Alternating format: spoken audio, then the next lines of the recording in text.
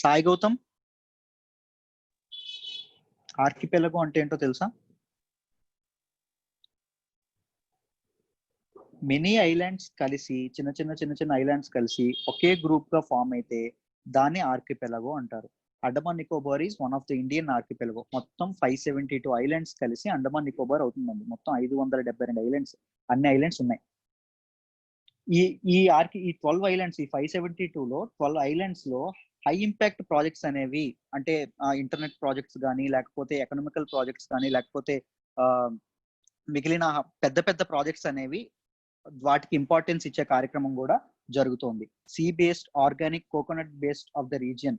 ఆ trade, sea based trade అంటే coral reefs, వీటన్నింటిని organic sea foods, coconut based products, వీటన్నింటినీ ట్రేడ్ ఎక్స్పోర్ట్స్ చేయడానికి, ఇంపోర్ట్స్ చేయడానికి ఇదయ్యేలాగా హై ఇంపాక్ట్ స్పోర్ట్స్ కట్టడం కానీ, ఆ ట్రేడ్ మీడియంస్ ప్లాట్ఫామ్స్ సెట్ చేయడం కానీ చేయాలని నిర్ణయం తీసుకున్నారు. నెక్స్ట్, ఇది very important. A submarine cable project. What is a submarine cable project? A submarine cable project అంటే ఏంటి అంటే, మనకి ఇంటర్నెట్ అనేది శాటిలైట్ ద్వారా ఎప్పుడు వస్తూ ఉంటుందండి. శాటిలైట్ కనెక్షన్ ద్వారా మనం ఇంటర్నెట్ యాక్సెస్ చేయగలుగుతాం. కానీ సబ్మెరైన్ కేబుల్ ప్రాజెక్ట్ ద్వారా ఏమవుతుందంటే, ఇది ఇండియన్ మెయిన్ ల్యాండ్ కదండి. ఇండియన్ మెయిన్ ల్యాండ్ నుంచి ఇది అండమాన్ నికోబార్ అనుకోండి, ఇక్కడ వరకు అండర్ సీ వాటర్ లోపల నుంచి ఆప్టికల్ ఫైబర్ కేబుల్స్ వేస్తారు. శాటిలైట్స్ ద్వారా ఈ ప్లేస్ కి, ఇక్కడ ఏదైతే ప్లేస్ ఉందో ఈ ప్లేస్ కి తీసుకురావడం కంటే ఇలా అండర్ వాటర్ కేబుల్స్ వేయడం వల్ల చాలా కాస్ట్ తగ్గుతుందంట. సో కాస్ట్ తగ్గడంతో పాటు మనకి ప్రొడక్షన్ కాస్ట్ తగ్గితే ఏమవుతుంది, అక్కడ ఇంటర్నెట్ వాడే కాస్ట్ కూడా తగ్గుతుంది. ఇంటర్నెట్ వాడే కాస్ట్ తగ్గడం వల్ల ఎక్కువ మందికి ఇంటర్నెట్ అనేది యాక్సెసిబుల్ ఉంటుంది. ఇంటర్నెట్ ఎక్కువ మంది యాక్సెసిబుల్ ఉంటే ఏమవుతుంది, ఎకానమీ పెరుగుతోంది, జనాలు చదువుకోగలరు బాగా, ఈ గవర్నెన్స్ పెరుగుతోంది, ఈ గవర్నెన్స్ లాంటివి పెరుగుతాయి, ఈ కామర్స్ పెరుగుతుంది, అన్ని పెరుగుతాయి, అన్ని జనాలు అందుబాటులోకి వస్తాయి. మీకు చూస్తున్నారు మన ఇంటర్నెట్ అనేది మన లైఫ్స్ ని ఎంత ఈజీ చేసేసిందో ఇప్పుడు present. Everything with in a click మనకు అంత సౌకర్యంగా ఉంది. సో ఇంటర్నెట్ అనేది కూడా చాలా చాలా ఇంపార్టెంట్. ఇప్పటి వరకు అండమాన్ నికోబార్ లో ఇంటర్నెట్ అనేది అంత బాగా లేదు, ఇప్పటి నుంచి చాలా కరెక్ట్ గా ఉండబోతుంది. ఇదిగోండి, ఈ సబ్మెరైన్ కేబుల్ ప్రాజెక్ట్ గురించి చూద్దాం. చూడండి, 2013 2300 km of submarine optical fibres cable have been laid down. ఇన్ని కిలోమీటర్ల తాలూకా ఆప్టికల్ ఫైబర్స్ అనేవి మెయిన్ ల్యాండ్ ఎక్కడి నుంచి అంటే చెన్నై నుంచి మనకి అండమాన్ నికోబార్ వరకు వేస్తున్నారండి. The fibre will connect Chennai and Port Blair and 7 other islands. Chennai and Port Blair తో పాటు 7 other islands, Swaraj Dweep, Long islands etcetera, ఇలాంటి వాటిని కనెక్ట్ చేస్తుందంట. The connectivity project was funded by the centre through universal service obligation fund under the ministry of communications. Universal service obligation fund అంటే ministry of IT అనేది ప్రతి ఒక్కరికి, ప్రతి village కి, rural and మారుమూలలకి, దేశంలో మారుమూలలకి ఇంటర్నెట్ అనేది తీసుకెళ్లడం కోసం ఒక స్పెషల్ ఫండ్ అనేది ఇది చేసిందండి, అనౌన్స్ చేసింది. That is what universal service obligation fund. ఆ ఫండ్ నుంచే డబ్బులు దీనికోసం ఖర్చు చేస్తారు, సబ్మెరైన్ కేబుల్ ప్రాజెక్ట్ కోసం ఖర్చు చేస్తారు. It was executed by Bharat BSNL. ఈ ప్రాజెక్ట్ ఎవరు చేపడుతున్నారంటే BSNL and telecommunications consultants India limited, వీళ్ళిద్దరూ ఇది చేస్తున్నారు. దీని మెయింటెనెన్స్ అండ్ దీని ప్రొడక్షన్, దీనికి అయ్యే ఖర్చు అంతా యూనివర్సల్ సర్వీస్ ఆబ్లిగేషన్ ఫండ్ నుంచి వస్తుంది. కానీ ఎవరు ఖర్చు పెడుతున్నారు, ఎవరి చేతుల్లో ఉంటుంది అంటే BSNL and telecommunication consultants India limited చేతుల్లో ఉంటుంది. In addition, Port Blair airport to be expanded. Port Blair airport తాలూకా కెపాసిటీని కూడా ఎక్స్పాండ్ చేసే ఉద్దేశంలో కూడా ఉన్నారు. And some of the islands will be connected with seaplanes. Seaplanes గురించి తెలుసా ఎవరికైనా? మాల్దీవ్స్ ఎవరైనా విజిట్ చేస్తే మీకు చాలా తెలుస్తుంది. సీ ప్లేన్స్ తో కూడా ఈ 572 ఐలాండ్స్ ఉన్నాయి కదా, చిన్న చిన్న ఐలాండ్స్, వాటన్నిటి కనెక్ట్ చేసే దీనిలో కూడా ఉన్నారు. దానివల్ల ఏమవుతుంది, టూరిజం అనేది చాలా ఇదవుతుంది. టూరిజం ఇదవడం వల్ల అక్కడ లోకల్ గా ఎవరైతే పీపుల్ ఉన్నారో వాళ్ళ తాలూకా ఎకానమిక్ ఇది కూడా, ఫైనాన్షియల్ స్టేటస్ కూడా ఇంప్రూవ్ అయ్యే ఛాన్స్ ఉంది. బ్యాక్గ్రౌండ్, ఇంతకు ముందు ఏమైనా గవర్నమెంట్ చేసిందా అంటే, ఇన్ 2015 లో 10,000 కోట్లు ఎకనామిక్ ప్లాన్ కోసం. ఎందుకు? To transform the Andaman and Nicobar islands into countries first maritime hub. దేశం యొక్క మొదటి మ్యారిటైమ్ హబ్ గా తీర్చిదిద్దడం కోసం 10,000 కోట్లు కేంద్రం జారీ చేసిందండి. ఎప్పుడు అంటే 2015. ఏమైనా ఫాస్ట్ అవుతున్నానా, మీరు ఫాలో అవుతున్నారా? If it is clear, type yes. ఏమైనా అర్థం కాకపోయినా, ఫాస్ట్ అవుతున్నా, మళ్ళీ ఎక్స్ప్లెయిన్ చేయాలన్నా మీరు అడగండి.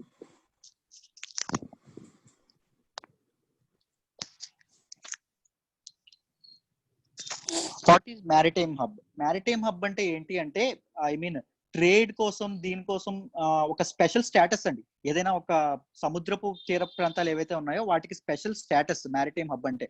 నావికాదళ ప్రాంతాలు అంటాము. ఆ స్పెషల్ స్టేటస్ ఇవ్వడం వల్ల అక్కడ ట్రేడ్ అండ్ ఇది మార్కెటింగ్, ట్రేడ్, షిప్పింగ్ ఇవన్నీ పెరుగుతాయి బాగా. I hope it is clear. అర్థమైందా? It is a special status given to the places adjacent to sea. సముద్రపు తీర ప్రాంతాలకి ఇది ఒక స్పెషల్ స్టేటస్ ఇవ్వడం వల్ల ఇచ్చి దాని డెవలప్మెంట్ అనేది గవర్నమెంట్స్ చేపడతాయి. దాని ద్వారా పోర్ట్స్, షిప్పింగ్, మార్కెటింగ్ ఇవన్నీ అన్ని విధాలుగా పెరుగుతుంది. ఫైన్. సి బ్యాక్గ్రౌండ్ ఇది చేసుకున్నాం. I hope it is clear. Mahesh, clear అయిందా? Perfect.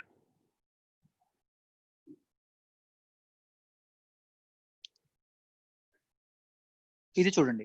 Earlier India had also invited global investors to develop Andaman Nicobar.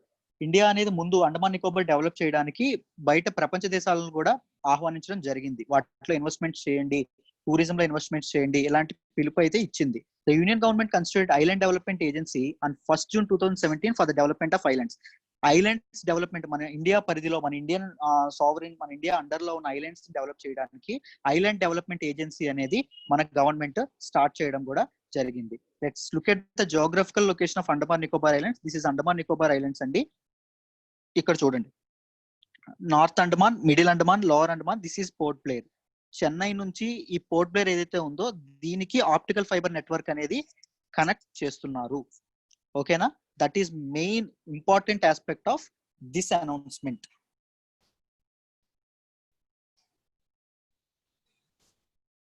What are the benefits? ఇలా చేయడం వల్ల ఏం జరుగుతుంది? మన దానికి ఏం అండమాన్ నికోబార్ కానీ మన ఇండియా కానీ ఎలా బెనిఫిట్ అవుతుంది అని చూద్దాం. Governance importance. Better connectivity in the region will facilitate the delivery of e governance. ఇప్పుడే చెప్పాను, ఈ గవర్నెన్స్ లాంటి ఒక ఇంపార్టెంట్ స్కీమ్స్. ఇప్పుడు మనం ఈ గవర్నెన్స్ అంటే ఏంటి అని మనం అనుకుంటే మీ సేవ లాంటివి, ఎప్పుడైనా ఆన్లైన్ పోర్టల్స్ ఇలాంటివన్నీ పెరుగుతాయి. దాని ద్వారా అడ్మినిస్ట్రేషన్ అనేది చాలా చాలా సులభంగా జరుగుతుంది.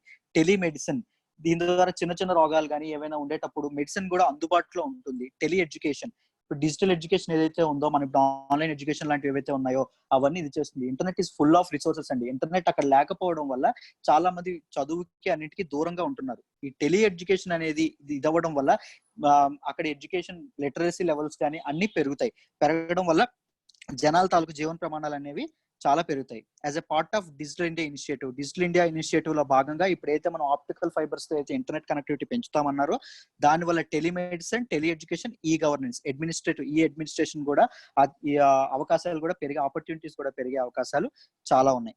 The region will play an important role in his government self reliant India project.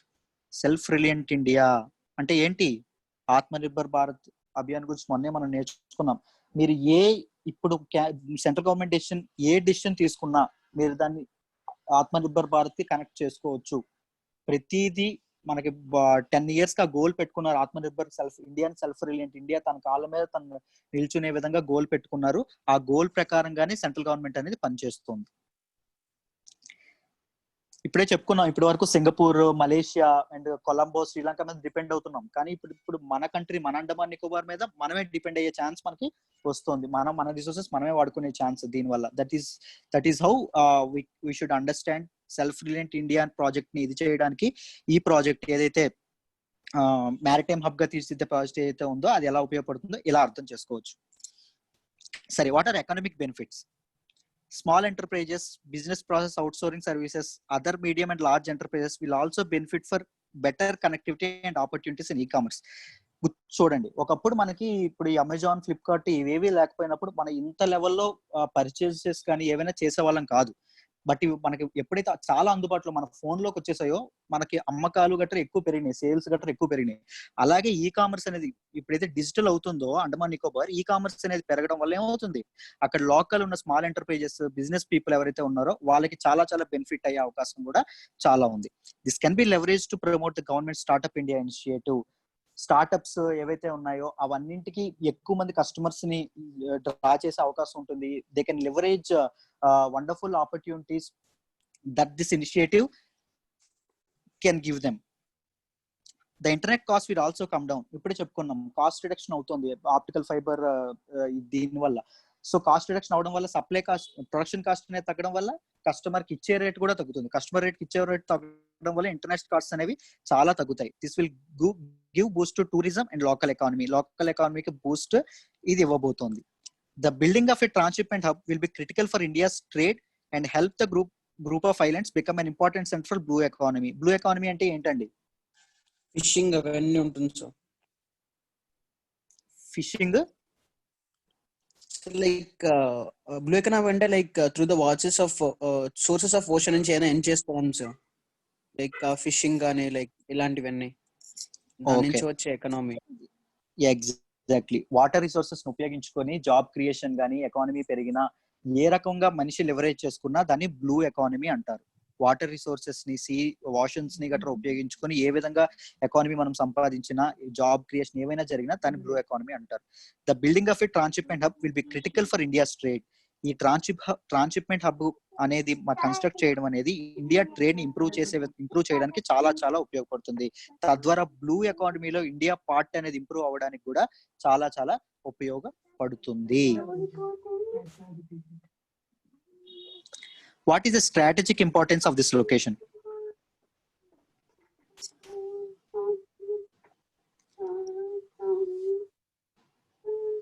The islands are critical. Mute చేసుకోవాలి. ONC something. Okay. The islands are critical for India's security. మన దేశం యొక్క భద్రతకి ఐలాండ్స్ అనేవి చాలా చాలా ఇంపార్టెంట్ అండి. ఎందుకంటే మీరు ఇప్పుడు చూస్తూనే ఉన్నారు, ఇప్పుడు ఇంటర్నేషనల్ వాటర్స్ లో ఒక కంట్రీ యొక్క జోక్యం చాలా ఎక్కువ అవుతుంది. ఏ కంట్రీ? China sir. చైనాతో మనకు థ్రెట్ ఉందా లేదా? ఉంది సార్, థ్రెట్ ఉంది. సో మనకి ఏదైతే మన ఈ రీజియన్ ఏదైతే ఉందో, బే ఆఫ్ బ్లూ ఎకానమీ ఎక్స్ప్లెయిన్ చేయమంటారు. బ్లూ ఎకానమీ అంటే ఏం లేదండి, వాషన్ రిసోర్సెస్ ఏవైతే ఉన్నాయో, వాషన్ వల్ల మనకు వచ్చే ఫిషింగ్ కానీ, లేకపోతే ఇప్పుడు మనకి షిప్స్ 80% మనకి ట్రేడ్ ఎలా జరుగుతుంది అంటే ప్రపంచంలో గూడ్స్ ట్రాన్స్ఫర్ ఓన్లీ వాషన్ ద్వారా జరుగుతుంది. ఈ ట్రేడ్ కానీ, ఈ పోర్ట్స్ ద్వారా ఇదయ్యేది కానీ, ప్రతి ఒక్క దానిలో జాబ్ క్రియేషన్ జరుగుతుందా? పోర్ట్స్ కన్స్ట్రక్షన్ కానీ, ఫిషింగ్ వల్ల జాబ్ కన్స్ట్రక్షన్ జరుగుతుందా? మేబీ సమ్ మనీ అనేది జనాల చేతిలోకి మనీ అనేది రావడం మొదలవుతుందా? ఎగ్జాక్ట్లీ. మినరల్స్, వీటన్నింటి వల్ల మనుషుల చేతిలోకి మనీ వస్తున్నాయా లేదా? మనం ఒక ఎకానమీ అనేది సంపాదించుకుంటున్నాం లేదా? వాషన్ రిసోర్సెస్ ఉపయోగించుకొని లివరేజ్ చేసుకునే ప్రతి దాన్ని మనం ఉపయోగించుకొని మనం సంపాదించుకునే ప్రతి దాన్ని బ్లూ ఎకానమీ అంటాం. క్లియరా రవి? పర్ఫెక్ట్. ఐలాండ్స్ అనేవి చాలా క్రిటికల్ గా ఉంటాయి. ఇప్పుడే మనం చెప్పుకున్నాం చైనా జోక్యం అనేది చాలా ఎక్కువ ఉంది. సో మనం ఇంటర్నేషనల్ వాటర్స్ లో చాలా ఎక్కువ ఉంది. సో అండమాన్ నికోబార్ ని మనం డిఫెన్స్ సెక్టర్ లో కూడా పటిష్టం చేయడం, స్ట్రెంథెన్ చేయడం అనేది మనకి చాలా చాలా చాలా ఇంపార్టెంట్ విషయం. మనకి చైనా పైన కానీ మిగిలిన కంట్రీస్ మీద డిపెండెన్సీ చాలా తగ్గాలి. ఓకేనా? అలా అని మనం ఓవర్ ఇండిపెండెంట్ అవ్వకూడదు, ఓవర్ సెల్ఫ్ రిలయంట్ అవ్వకూడదు. దాన్ని ఏమంటారు ఓవర్ సెల్ఫ్ రిలయంట్ అయితే? సో గ్లోబలైజేషన్, ప్రైవేటైజేషన్ కాన్సెప్ట్ తీసుకోవాల్సి ఉంటుంది సార్ మనం. అలా అయితే గ్లోబలైజేషన్ అవన్నీ ఉండాలి. అవన్నీ లేకపోతే పూర్తిగా మన కంట్రీకే మనం రిఫ్రైన్ అయిపోతే దాన్ని ప్రొటెక్షనిజం అంటారు. ఒకప్పుడు అమెరికా చాలా చాలా తప్పు చేసింది దీనివల్ల. మనది మనకే ఉండాలి, మిగిలిన వాళ్ళతో ఇది అవ్వకూడదు అని. ఇప్పుడు మనం వాళ్ళ నుంచి ఇంపోర్ట్స్ కానీ ఆపేసాం అనుకోండి, ఏమవుతుంది? మనం ఎక్స్పోర్ట్ చేసింది వాళ్ళు డ్యూటీస్ వేస్తారు, వాళ్ళు కూడా ఇది చేస్తారు. దానివల్ల ఎవరు నష్టపోతారు? మన ఇండియాలో ఉన్న రైతులు నష్టపోతారు, అందరూ నష్టపోతారు. సో మనకి సెల్ఫ్ రిలయంట్ గా ఉండాలి, కానీ మరీ ఎక్కువగా ఉండకూడదు, మరీ బిగిసి పెట్టేసుకుండా ఉండకూడదు. ఓకేనా? ఇవన్నీ ఫారిన్ పాలసీలో మాట్లాడేటప్పుడు ఇంటర్నేషనల్ రిలేషన్స్ లో సార్ అద్భుతంగా చెప్తారు. శ్యామ్ సార్ మీకు చాలా బాగా చెప్తారు. మీరు అది ఒకసారి సార్ క్లాస్ లో మీకు బాగా అర్థం అవుతుంది. ఆ క్లాస్ మిస్ అవ్వకండి, ఎప్పుడైనా ఇంటర్నేషనల్ రిలేషన్స్ క్లాసులు మిస్ అవ్వమాకండి. ఎగ్జాక్ట్లీ. ఇక్కడ చూస్తున్నారు చెన్నై నుంచి మనకి ఎంత దూరం ఉంది? 1190 కిలోమీటర్స్ ఉంది. కల్కట్టా నుంచి 1225 కిలోమీటర్స్ ఉంది. కానీ మిగిలిన వాటి నుంచి చూసారా మనకి తక్కువ డిస్టెన్స్ ఉంది. Andaman Nicobar Indian main land కి చాలా దూరం వేటితో పోలిస్తే, మిగిలిన వాటితో పోలిస్తే. సో మిగిలిన ఏవైతే ఇవి ఉన్నాయో, కంట్రీస్ ఏవైతే ఉన్నాయో, దీన్ని ఈజీగా ఎక్స్ప్లాయిట్ చేయడం చాలా ఈజీ. బట్ ఇండియా ఎప్పుడైతే దీన్ని స్ట్రెంగ్ చేయడం మొదలు పెడుతుందో ఈ మన ల్యాండ్ మన అండమాన్ నికోబార్ ని, అది మనకి ఇండియా సెక్యూరిటీని కాపాడే విధంగా కూడా ఇదవుతుంది. దాంతో పాటు ట్రై సర్వీసెస్ కమాండ్, దీని గురించి తెలుసా అండి? 3 దళాలు ఉంటాయి, army, navy, navy, air air force. వీటిల్లో ఉన్న ఎలైట్ పీపుల్ అంటే పెద్దవాళ్ళు, అంటే బాగా ఎఫిషియెంట్ అండ్ స్కిల్డ్ పీపుల్ తో కలిపి ఈ ట్రై సర్వీస్ కమాండ్ అనే దాన్ని ఒకదాన్ని తయారు చేశారు. ఈ ట్రై సర్వీస్ కమాండ్ అనేది కూడా మన అండమాన్ నికోబార్ లోనే ఉంది. ఓకేనా? అదే ఇప్పుడు చైనీస్ అగ్రెషన్ అనేది ఈ రీజియన్ లో ఎక్కువ ఉండడం వల్ల ఆ ట్రై సర్వీస్ ఇది మనం దాన్ని అండమాన్ నికోబార్ ని స్ట్రెంగ్ చేయడం మనకి చాలా చాలా అవసరం అని చెప్తున్నారు. Earlier this year China was accused by Vietnam by sinking its sea in its exclusive economic zone. Sinking its sea అంటే ఏంటండి?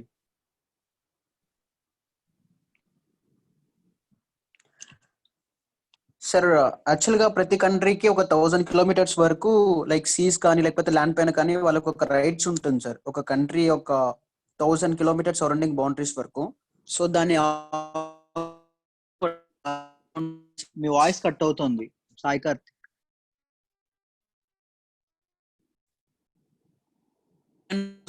తన వాయిస్ కట్ అవుతుంది. ఇంకెవరైనా చెప్పగలరా సింకింగ్ ఇట్స్ సీ అంటే? ఎవరైనా? సాయి గౌతమ్, రిషిక, భార్గవి. కలుపుకోవడం ఇంకా ఇంకా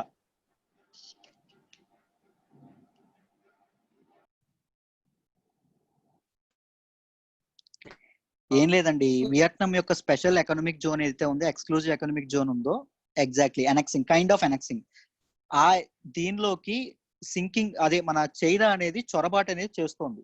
దాని ఏదైతే వియత్నాం మాత్రమే ఆ జోన్ ఉపయోగించుకోవాలో ఆ జోన్ లోకి చైనా అనేది బలవంతంగా లోపలికి వెళ్ళడానికి చూస్తోంది. దాని గురించే మాట్లాడుతున్నాం. అలాగే మన ఇదైతే ఉందో బే ఆఫ్ బెంగాల్ ఈ ఏరియా ఏదైతే ఉందో, ఈ ఏరియాలోకి చైనా చొరబాటు అనేది చేయొచ్చు, చైనా లోపలికి రావచ్చు. మన ఎక్స్క్లూజివ్ ఎకనామిక్ జోన్ చైనా ఉపయోగించుకునే అవకాశం కూడా ఉంది. సో దాన్ని స్ట్రెంగ్ చేయడం చాలా స్ట్రెంగ్ చేయాల్సిన అవసరం మనకు చాలా ఉంది అని చెప్తున్నారు. Guess work is very important. మీరు భయపడకుండా గెస్ చేసి చెప్పాలి. అది తప్పో కాదో నేను చెప్తానుగా తర్వాత. సార్ యాక్చువల్గా ఐలాండ్స్ లో వేరే కంట్రీస్ కూడా షేర్ ఉంటుంది కదండి సార్. అక్కడ ఇక్కడ దొరికే మినరల్స్ కానీ ఇక్కడ ఏమైనా దొరికినా సరే, అంటే సపోజ్ మనం బ్లూ ఎకనామీ అనుకున్నాం కదండి సార్, ఆ బ్లూ ఎకనామీ వాళ్ళకి కూడా షేర్ ఇవ్వాల్సి ఉంటుంది కదండి సార్. దట్ సి కంట్రీస్ కి ఏమీ ఉండదండి. ఒక కంట్రీలో ఉన్న వ్యాపారికి అవతల కంట్రీలో ఉన్న వ్యాపారికే ఉంటుంది. అదే సార్, నా గూడ్స్ నేను వేరే వాళ్ళకి, నా గూడ్స్ నా దేశం అదే మన ఇండియా నేను పంపిస్తే ఇండియా పంపించినట్టు కాదు, నేను పంపిస్తున్నట్టు. నేను ఇంపోర్ట్ డ్యూటీ వాళ్ళు ఏమైనా నాకు విధిస్తే నేను కడతాను అంతే. అలా కాదు సార్, ఎక్స్క్లూజివ్ ఎకనామిక్ జోన్ లో ఉన్నప్పుడు ఎలా ఉంటుంది అంటే ఒక 1000 కిలోమీటర్స్ సరౌండింగ్స్ లో ఏ కంట్రీకి అయినా షేర్ ఉంటుంది కదండి సార్. లైక్ ఇప్పుడు 2 కంట్రీస్ కనుక ఒక సర్టైన్ పాయింట్ లో 1000 కిలోమీటర్స్ లోపల 2 కంట్రీస్ కి మీట్ అయితే, సో దెన్ ఆ ఎకనామీ షేర్ చేసుకోవాల్సి ఉంటుంది సార్. అలా అది అడుగుతున్నాను నేను. ఎక్స్క్లూజివ్ ఎకనామిక్ జోన్ లో ఏదైతే కంట్రీ మెయిన్ ల్యాండ్ ఉందో ఆ కంట్రీకే చెందుతాయి అన్ని యొక్క ఇది హక్కులు, రైట్స్ అనేవి ఆ కంట్రీకే చెందుతాయి. ఫిషింగ్ అనేది ఆ కంట్రీయే చేసుకోవాలి, మిగిలినవన్నీ ఆ కంట్రీయే చేసుకోవాలి, మిగిలిన ఎవరికి ఉండదు అవకాశం. ఓకే సార్, క్లియరా? తర్వాత మళ్ళీ మిమ్మల్ని అడుగుతాను లేండి సార్. నార్మల్ ఈ ఎక్స్క్లూజివ్ ఎకనామిక్ జోన్ ఇది సీ జోన్ అండి. ఆ సీ జోన్ లో ఓన్లీ ఏవైతే కంట్రీ ఉందో మెయిన్ ల్యాండ్ కంట్రీ దానికే ఆ హక్కులు ఉంటాయండి. ఆ ఇది బిజినెస్ చేసుకునే హక్కులు కానీ మినరల్స్ కానీ తీసుకునే హక్కు కానీ దానికే ఉంటుంది. సార్ బట్ సర్టెన్ డిస్టెన్స్ ఉంటుంది సార్, అది అడుగుతున్నాను. సపోజ్ ఇప్పుడు మన ఇండియాకి ఒక 1000 కిలోమీటర్స్ లోపల ఉండి, సపోజ్ బ్యాంకాక్ కూడా దానికి 1000 కిలోమీటర్స్ లోపల ఉంటే, దెన్ వీళ్ళిద్దరు కంట్రోల్లోకి వస్తుంది సార్. అండ్ షేర్ ఇద్దరు చేసుకోవాల్సి ఉంది సార్. అంటే సర్టెన్ పార్ట్ వీళ్ళు కూడా ఆక్యుపైన్ కాదని ఎకనామిక్ షేర్ ఉంటుంది సార్ వీళ్ళకి. అలా అడుగుతున్నాను సార్ నేను. మామూలుగా ఇండియన్ ఏదైనా బేస్ లైన్ కి 200 నాటికల్ మైల్స్ వరకు ఎక్స్క్లూజివ్ ఎకనామిక్ జోన్ ఉంటుందండి. అక్కడ దానిలోకి వేరే కంట్రీ చొరబాటు పడితే, ఏదైనా ఎనెక్స్ చేస్తే అవతల వాళ్ళని శిక్షించే ఇది ఏదైతే ఉందో, శిక్షించే హక్కు అనేది ఈ కంట్రీకి ఉంటుంది, మెయిన్ ల్యాండ్ కంట్రీకి. Okay sir, that is what I know. నాకు తెలిసి అదే. మరి నేను మళ్ళీ చూస్తాను, చెక్ చేస్తాను. ఓకేనా? Okay sir. ఓకే, దీని వే ఫార్వర్డ్ చూద్దాం. Provision of reliable, robust and high speed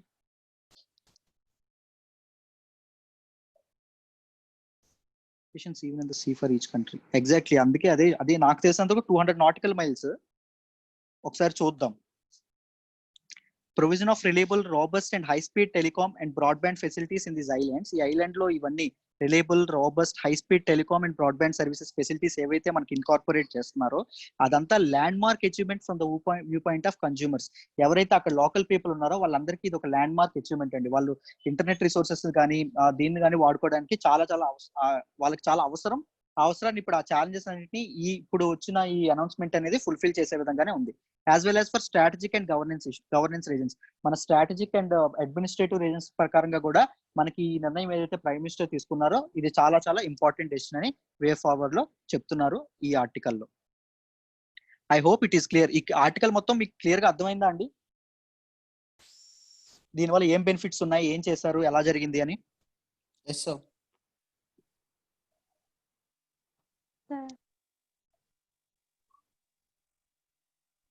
perfect. You like this one. సరే, ఇది చూడండి. Import embargo on 101 defence items. Embargo అంటే ఏంటండి? అంటే క్యాన్సిల్ చేయడం సార్, అంటే ఇంపోర్ట్ చేసుకోవడం certain restrictions or ban. Exactly.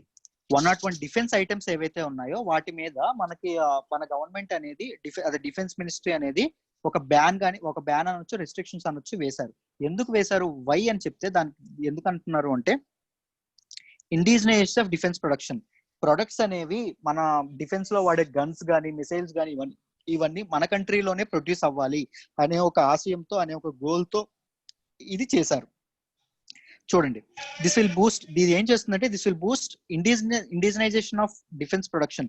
Defence production లోని మన లోకల్ ప్రొడక్ట్స్ అనేవి రావడం, డిఫెన్స్ ఏవైతే ఎక్విప్మెంట్ ఉంటుందో దానిలో లోకల్లీ ఇదైతే ఉందో దానికి ఇది ఉపయోగపడుతుంది. Mahesh, defence productions are making Indian products. అదే ఇండియన్ కంపెనీస్ డిఫెన్స్ ప్రొడక్షన్ చేయడం అనేది చెప్తున్నారు. నేను ఇందాకే చెప్పాను, ప్రతి డెసిషన్ కి మన గోల్ ఏంటి? ఆత్మనిర్భర్ భారత్ సార్. ఆత్మనిర్భర్ భారత్. ఇది గుర్తు పెట్టుకోండి, మనం ఏ డెసిషన్ తీసుకున్నా మనకి ఇది చేయాలి. మొన్నే డిఫెన్స్ బడ్జెట్ లో కూడా ఇండిజినస్ ఐటమ్స్ కి లైన్ షేర్ ఇచ్చారండి. తెలుసా మీకు? 60% షేర్ ఇండిజినస్ ఐటమ్స్ కి ఇచ్చారు. అది మీకు తెలిసే ఉంటుంది, మొన్న ఒక న్యూస్ లో వచ్చింది ఆర్టికల్. అవును సార్. గవర్నమెంట్ ఆల్సో అంటే 1 month అవుతుంది.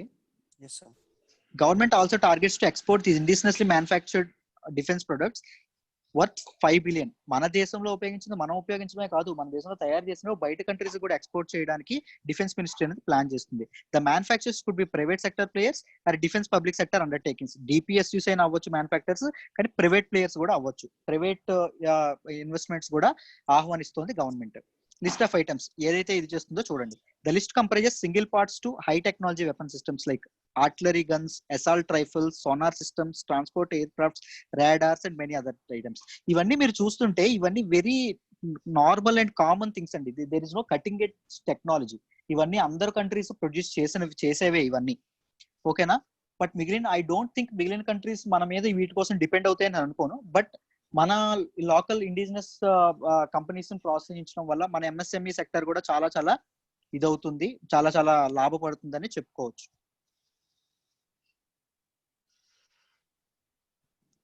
ఇది చూడండి, ఇంప్లిమెంటేషన్ లో ఏంటి ఛాలెంజెస్ ఉన్నాయి, ఇంప్లిమెంటేషన్ ఎలా అవుతుంది చూడండి. The imports on this 101 defence items is plan to be progressively implemented between 2020-2024.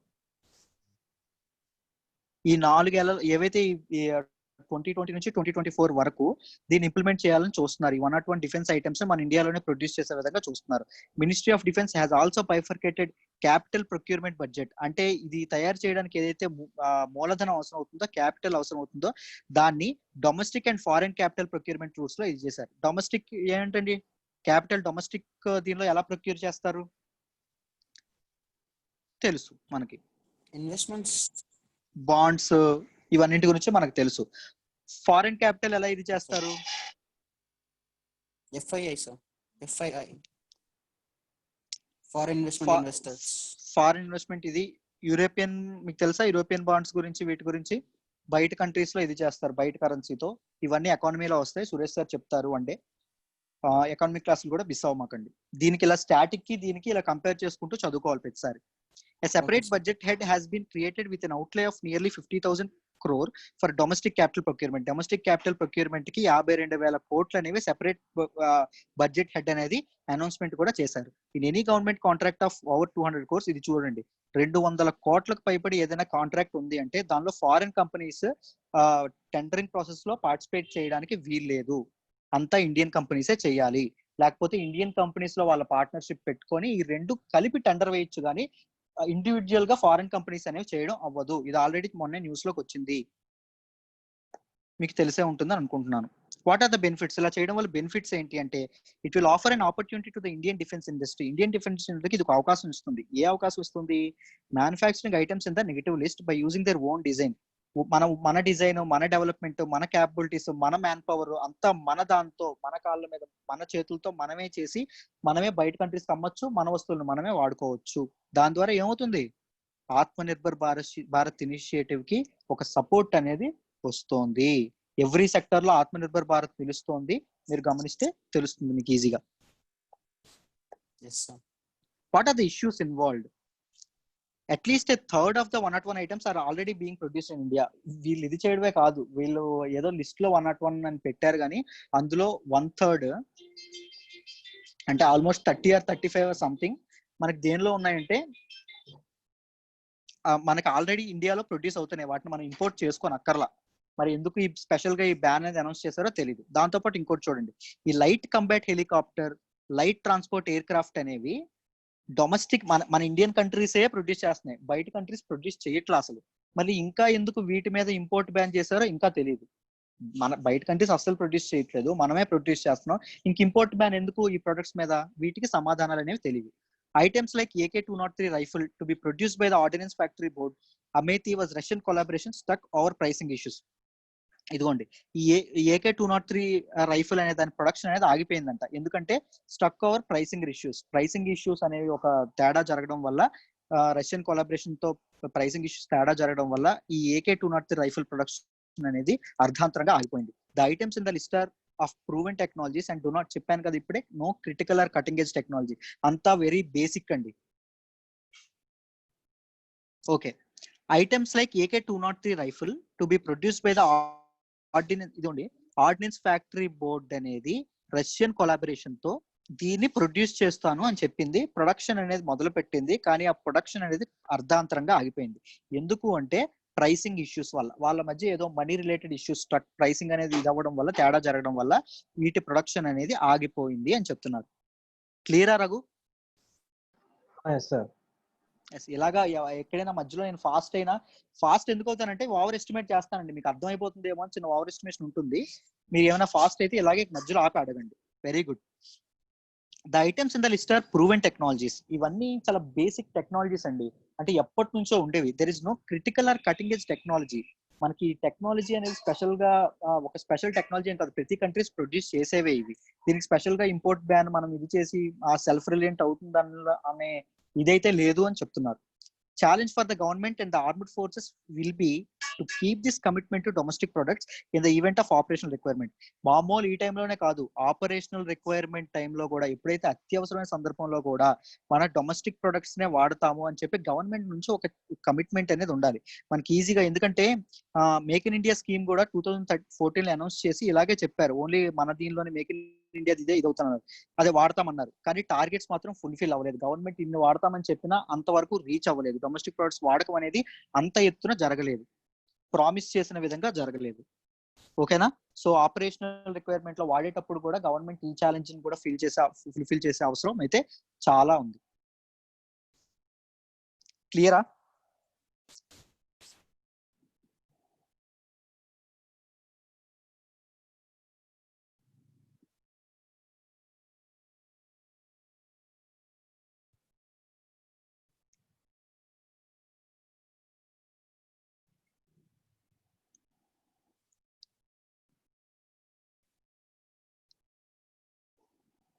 ఇంకేం చేయొచ్చండి?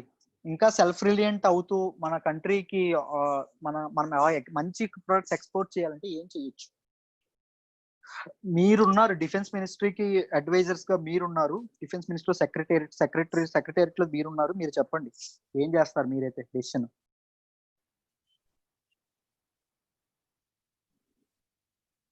సార్ ఒకసారి క్వశ్చన్ రిపీట్ చేయరా సార్, మీ వాయిస్ కట్ అయితే వస్తుంది నాకు. ఓకే, మీరు డిఫెన్స్ మినిస్ట్రీలో అడ్వైజర్ గా మీరు ఉన్నారండి. Your A bureaucrat, your A law maker, మీరు డెసిషన్ తీసుకోబోతున్నారు. ఈ డిఫెన్స్ మినిస్ట్రీని సెల్ఫ్ రిలయన్స్ చేయడంలో మీరు ఇంకేమైనా సజెస్ట్ చేస్తారా? ఏమైనా మెజర్స్ మీరు చెప్పగలరా? అప్గ్రేడ్ చేసుకోవడమే సార్ మన సార్, ఎక్కువ ఇండిజినస్ టెక్నాలజీని అప్గ్రేడ్ చేయాలి సార్. సార్ ఎంత మాత్రం మనం ఇండిజినస్ గా చేసినా టెక్నాలజీ బయట తీసుకున్నప్పుడు waste of money and resources sir. దాన్ని అప్పుడు మనం ఇండిజినస్ అని చెప్పలేము. ఎక్సలెంట్, వెరీ గుడ్, చాలా బాగా చెప్పారు, నిజంగా చాలా మంచి. నేను ఇదే ఎక్స్పెక్ట్ చేస్తాను, ఇదే చెప్పారు. సాయి గౌతమ్, నువ్వు కూడా చాలా కరెక్ట్ గా చెప్పావు. యాక్చువల్లీ మనం ఇప్పటి వరకు ఏం చేసామంటే ఇంపోర్ట్ చేసుకున్నామంటే ప్రొడక్ట్స్ అనేవి ఇంపోర్ట్ చేసుకున్నాం కదా, రైఫిల్స్ కానీ ఇవన్నీ ప్రొడక్ట్స్ ఇంపోర్ట్ చేసుకున్నాం. ఇంపోర్ట్ ప్రొడక్ట్స్ కాకుండా టెక్నాలజీని ఇంపోర్ట్స్ చేసుకున్నాం అనుకోండి, కాస్త ఖర్చు చేసి అదేదో మన కంట్రీలోనే ఇది చేయొచ్చు కదా, మన కంట్రీలో ప్రొడ్యూస్ చేసి వేరే వాళ్ళకి మనమే ఎక్స్పోర్ట్ చేయొచ్చు కదా. ఇలాంటి రకమైన ఇన్వెస్ట్మెంట్స్, రీసెర్చ్ అండ్ డెవలప్మెంట్ లో ఇన్వెస్ట్మెంట్స్ జరిగితే అప్పుడు మన ఈ సెల్ఫ్ రిలయన్స్ అనే పదానికి అర్థం ఉంటుంది. వెరీ బేసిక్ ఐటమ్స్ అందరూ ప్రొడ్యూస్ చేసే ఇవి మనం చేసాం అనుకోండి, ఏమవుతుంది, there is not special thing right. బయట కంట్రీస్ మన దగ్గర ఎందుకు కొనుక్కుంటాయి, వాళ్ళే ప్రొడ్యూస్ చేసుకునే అవసరం వాళ్ళకు ఉంటాయి. Ravi message something, rebuilding age old techniques of communication. Exactly, age old techniques అనేవి మళ్ళీ చెప్పండి.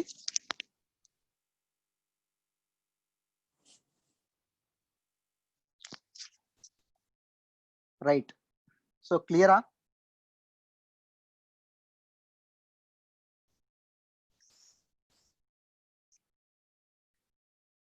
చూడండి, by supporting its domestic manufacturers, India can become the centre of excellence for small arms.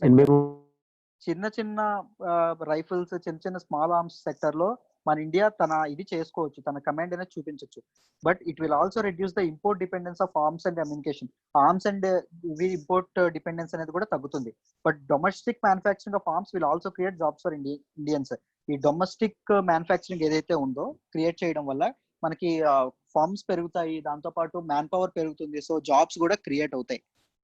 ఓకేనా? However the government must address the challenges and further focus on transferring cutting edge technologies.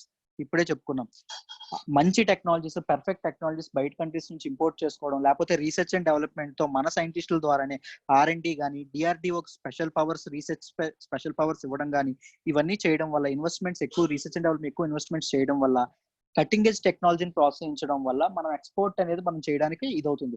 Import dependence తగ్గించడమే మనం పనిగా పెట్టుకోకూడదు, మన exports కూడా పెరగాలి. ఓకేనా? ఈ రెండు సైమల్టేనియస్ గా జరిగితేనే మనం సెల్ఫ్ రిలయన్స్ అనేది పర్ఫెక్ట్ గా చూడగలం. Clear?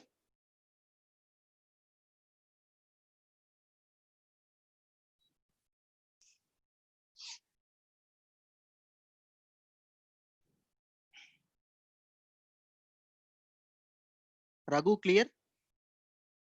Yes, sir. Tejaswini, are you able to follow, ma? Yes, sir. Akhil, clear?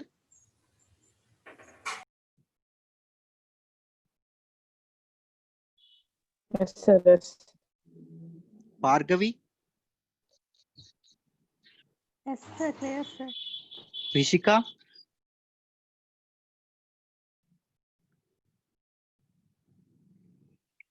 Surekha? Clear? Yes, sir. Mahesh, clear అండి?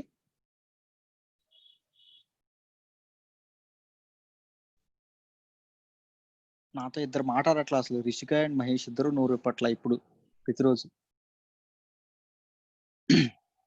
Okay, perfect. సరే చూడండి, third article is talks on Indus water treaty. What is this Indus water treaty? ఎవరెవరి మధ్య జరిగింది? What is this treaty all about? Pakistan and India. Pakistan sir. Very good. Yes, sir. India and Pakistan. మన and India and Pakistan relations గురించి చెప్పినప్పుడు ఒక notes prepare చేసుకోండి అని చెప్పాను. రికరింగ్ సబ్జెక్ట్ ఏం జరిగింది ఏంటి అని ఎవరైనా ప్రిపేర్ చేశారా? చేయలేదు. ఫస్ట్ లో మనకి ప్రిపరేషన్ స్టార్ట్ చేసిన ఊపేస్తా అన్నట్టు మనకి చాలా చాలా దీనిగా ఉంటది, అన్ని చేసేద్దాం అని. స్లోగా మనకి డ్రాప్ అయిపోతా ఉంటది, అది ఎప్పుడు డ్రాప్ అవ్వకూడదు. మెయిన్స్ ఆన్సర్ రైటింగ్ ఫస్ట్ లో చాలా మంది రాసేవాళ్ళు, ఇప్పుడు ఎవ్వరు రాయట్లా ఆ గ్రూప్ లో. 365 డేస్ మీరు రాస్తే గుర్తు పెట్టుకోండి, 365 కాన్సెప్ట్స్ మీద మీకు 360 degrees అప్రోచ్ ఉంటది. Forget about UPSC, forget about all these things అండి. మీరు నాలెడ్జ్ 365 టాపిక్స్ మీద మీకు కంప్లీట్ నాలెడ్జ్ ఉంటది. ఎంత అద్భుతంగా ఉంటుందో ఆలోచించండి. మెయిన్స్ ఆన్సర్ రైటింగ్ ప్రతి ఒక్కరు రీసెర్చ్ చేసి రాయాలి. ప్రతి ఒక్కరు అది మర్చిపోవద్దు. అది మీకు చాలా హెల్ప్ అవుతుంది. మీరు మీ జీవితంలో తర్వాత మిమ్మల్ని మీరు థ్యాంక్ చేసుకుంటారు, నిజంగా నేను రాసి నాకు నేను చాలా హెల్ప్ చేసుకున్నానని.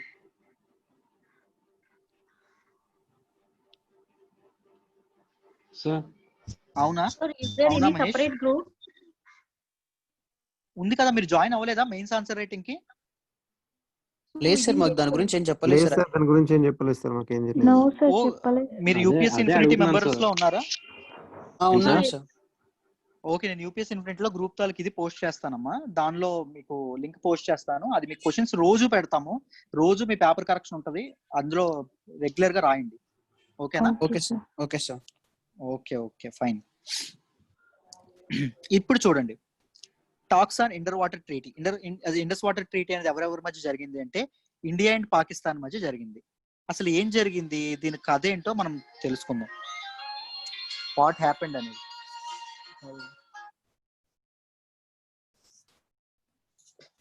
అసలు ఏం జరిగిందంటే మీకు తెలుసు, మనకి ఇండిపెండెన్స్ స్వాతంత్రం వచ్చే టైంలోని మనకి ఇండియా అండ్ పాకిస్తాన్ పార్టీషన్ అయిపోయి రెండు విధాలుగా విడిపోయినాయి.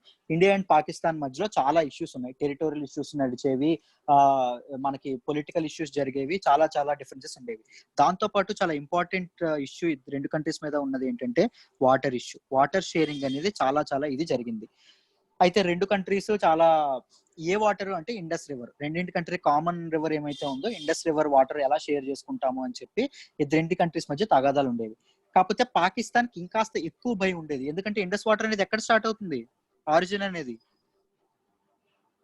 హిమాలయన్ రేంజెస్ ఇండియాలో స్టార్ట్ అవుతుంది, ఇండియన్ మెయిన్ ల్యాండ్ లో స్టార్ట్ అవుతుంది. ఇండియన్ మెయిన్ ల్యాండ్ లో స్టార్ట్ అయినప్పుడు మనం ఏమైనా బ్యారేజ్లు కానీ మనం ఏమైనా కన్స్ట్రక్ట్ చేసాం అనుకోండి, స్టోరేజ్ డ్యామ్స్ కానీ ఏమైనా కన్స్ట్రక్ట్ చేసాం అనుకోండి, పాకిస్తాన్ కి వాటర్ ఉంటుందా? ఉండదు.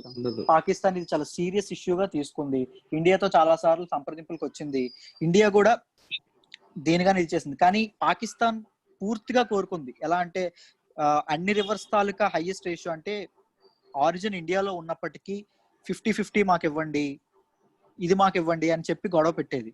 సో ఇండియా ఒప్పుకోకపోతే వరల్డ్ బ్యాంక్ మధ్యవర్తిత్వం చేసిందండి, మధ్యలోకి వరల్డ్ బ్యాంక్ వచ్చింది. మేము కొన్ని పాలసీస్ చెప్తాము, ఇద్దరు కలిసి ఆ పాలసీస్ కట్టుబడి ఉండండి, ఎందుకంటే ఇది దేశాల మధ్యది కాదు, దేశాల్లో ఉండేది ప్రజలు, మీరు పొలిటీషియన్స్ మీరు తీసుకున్న నిర్ణయాల వల్ల ప్రజల జీవితాల మీద చాలా ఎఫెక్ట్ అనేది పడుతుంది, సో మేము చెప్పింది వినండి అని అంటూ వరల్డ్ బ్యాంక్ అనేది వచ్చింది. వరల్డ్ బ్యాంక్ వచ్చి అసలు ఏం చేసింది అంటే ఇండస్ రివర్ ఇది ఉంటుంది కదా, ఇండస్ రివర్ లో ఈస్ట్ ఫ్లోయింగ్ రివర్స్ ఏవైతే ఉన్నాయో అవి ఇండియాకి అప్పచెప్పిందండి. Indus river tributaries west flowing rivers ఏవైతే ఉన్నాయో అది పాకిస్తాన్ కి అప్పచెప్పాయి. ఇండియాకి దేనికి ఇచ్చారు, ఈస్ట్ ఫ్లోయింగ్, పాకిస్తాన్ కి వెస్ట్ ఫ్లోయింగ్. ఈ ఈస్ట్ ఫ్లోయింగ్ రివర్స్ పైన కంప్లీట్ పూర్తి హక్కులు ఇండియావే. కన్జప్షన్ కి వాడుకోవచ్చు, స్టోరేజ్ చేసుకోవచ్చు, దాని మీద డ్యామ్స్ నిర్మించుకోవచ్చు, అన్ని చేసుకోవచ్చు దీనిపైన. ఈ వెస్ట్ ఫ్లోయింగ్ ఏదైతే ఉందో ఈ రివర్స్ పైన దాని మీద పూర్తి హక్కులు పాకిస్తాన్ వా అంటే కాదు, ఇండియా దీన్ని కన్జప్షన్ కి వాడుకోవచ్చు, ఇండియన్ పీపుల్ దాన్ని తాగడానికి అన్నింటికి వాడుకోవచ్చు, కానీ దీని మీద డ్యామ్స్ లాంటివి కట్టడం కుదరదు, స్టోరేజ్ చేయడం కుదరదు. ఓకేనా? కాకపోతే దీంతో ఎలక్ట్రిసిటీ ఇదే హైడ్రో ఎలక్ట్రిక్ పవర్ ప్రాజెక్ట్స్ ఉంటాయి చూసారా, ఈ hydro electric power projects construct చేసేటప్పుడు వాటర్ ఫ్లో అవుతూనే ఉంటది, వాటర్ స్టాగ్నెంట్ గా స్టోర్ చేయరు. ఇలాంటి ప్రాజెక్ట్స్ కూడా వీటి మీద మనం కట్టుకోవచ్చు, మనకు ఆ రైట్ ఉంది. ఓకేనా? This is all about Indus water treaty. మీకు అర్థమైందా ఇండస్ వాటర్ ట్రీటీ ఎలా ఇది చేశారో?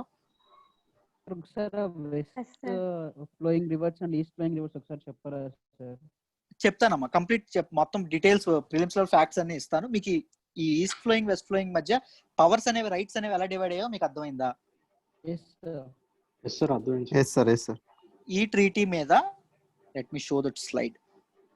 చూడండి, ఈ ట్రీటీని ఎవరు సైన్ చేశారంటే 1960లో మన prime minister Jawaharlal Nehru and Pakistan president Ayub Khan వీళ్ళిద్దరూ సైన్ చేశారు ఈ ట్రీటీ మీద. ఏం చెప్తుంది ఈ ట్రీటీ అంటే, ఇదిగోండి, ఈస్ట్ ఫ్లోయింగ్ రివర్స్ ఈ 3 రావి, బియాస్ అండ్ సట్లెజ్ ఇవి ఎవరికి చెందుతాయి? ఇండియాకి చెందుతాయి. India, Indus, Jhelum and Chenab ఇది ఎవరికి చెందుతాయి? పాకిస్తాన్. వీటి మీద 100% రైట్స్ ఎవరివి? ఇండియా.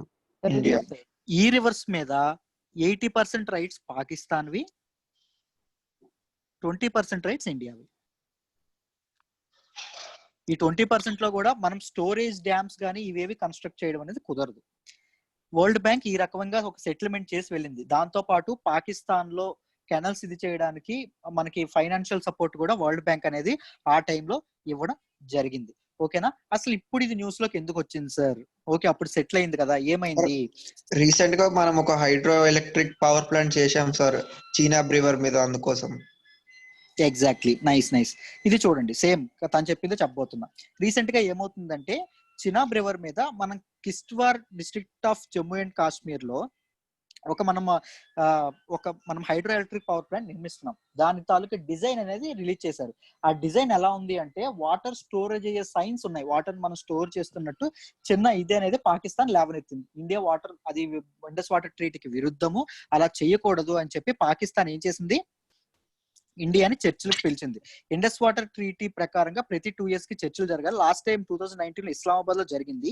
తర్వాత ఈ డిజైన్ అనేది రావడం వల్ల India and Pakistan March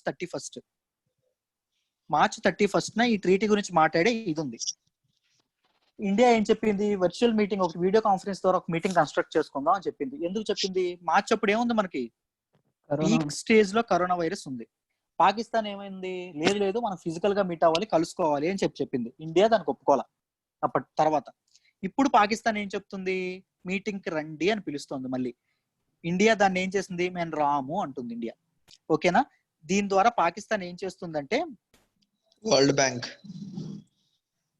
court of arbitration అంటే ఒక జ్యుడిషియల్ బాడీని మధ్యలోకి తీసుకురావాలనుకుంటుంది. ఈ జ్యుడిషియల్ బాడీ మధ్యలోకి తీసుకొచ్చింది అనుకోండి, న్యాయం ఎవరి వైపు వస్తుంది, ఇండియా వైపే వస్తుంది, అందులో డౌటే లేదు. ఎందుకంటే ట్రీటీ అదే చెప్తుంది. కానీ ఏం జరుగుతుందంటే, ఇప్పుడున్న మన ప్రాజెక్ట్ కన్స్ట్రక్షన్ ఉంది చూసారా, అది తాత్కాలికంగా ఆపేయడం అనేది అవుతుంది. సో కోర్ట్ ఆఫ్ ఆర్బిట్రేషన్ అనేది జ్యుడిషియల్ బాడీ వద్దు, ఒక న్యూట్రల్ పార్టీ, అంటే మన ఇద్దరికి ఫ్రెండ్ ఎవరైతే ఉన్నారో వాళ్ళని ఒకరిని పిలుద్దాం. ఓకేనా? వాళ్ళు కలిసి కూర్చొని వాళ్ళు మనకి ప్రాజెక్ట్ ని సెటిల్ చేస్తారు అని ఇండియా చెప్తుంది. మీకు అర్థమైందా? ఇప్పటి వరకు హైయెస్ట్ షేర్ మనకున్న ఇండస్ వాటర్ ట్రీటీలో ఇండియా మనం ఎప్పుడూ అంత షేర్ పూర్తిగా వాడుకోలేదండి. ఎందుకంటే కాశ్మీర్ లో అందరూ ఇరిగేషన్ నుంచి హార్టికల్చర్ కి షిఫ్ట్ అవ్వడం మొదలు పెట్టారు. ఫార్మర్స్ ఎవరు లేరు, మనకు అంత అవసరం లేకపోయేది. So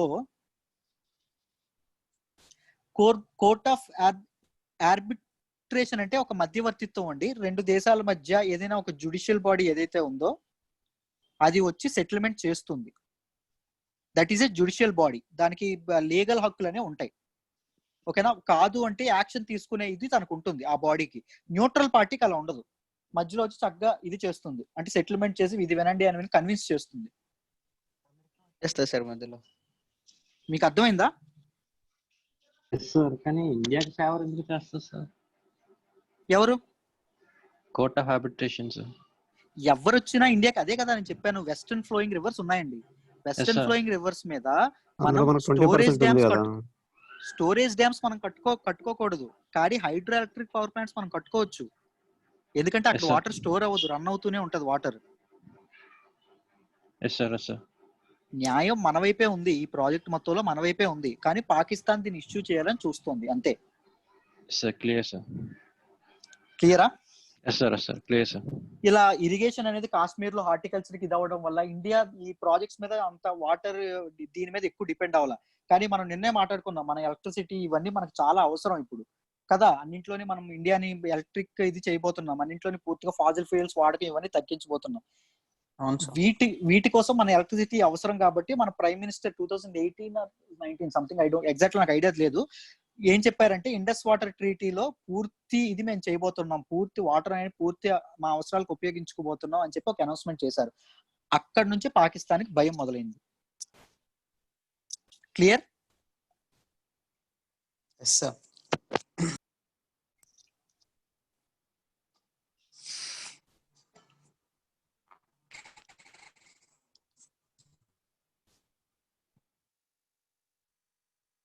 perfect.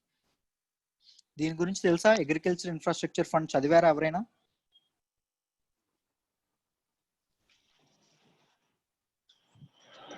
Sir finance minister కూడా అనౌన్స్ చేశారు సార్ దీని గురించి.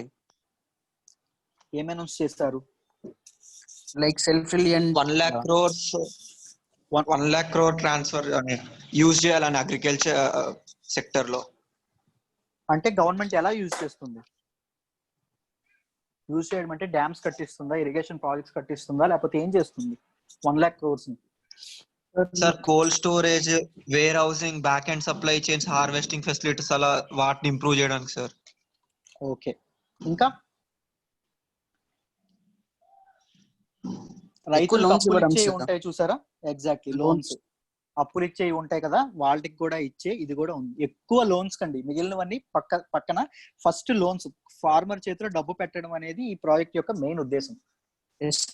Credit card, Kisan credit card loans కూడా ఏవో ఉన్నాయి సార్, కిసాన్ క్రెడిట్ కార్డ్స్ అని చెప్పేసి.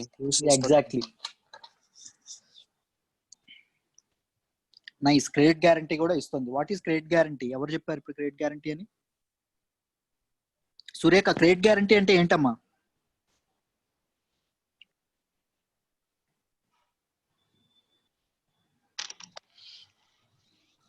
సార్ అంటే 10 years వరకు అంటే గవర్నమెంటే భరోసా ఇస్తుందని అర్థం సార్. ఎవరికి భరోసా ఇస్తుంది? అంటే ఎవరైతే అప్పు తీసుకుంటారో వాళ్ళకి సార్. వాళ్ళకి ఉంటుంది సార్. అంటే అప్పు తీసుకునే వాళ్ళకి ఇచ్చే వాళ్ళకి.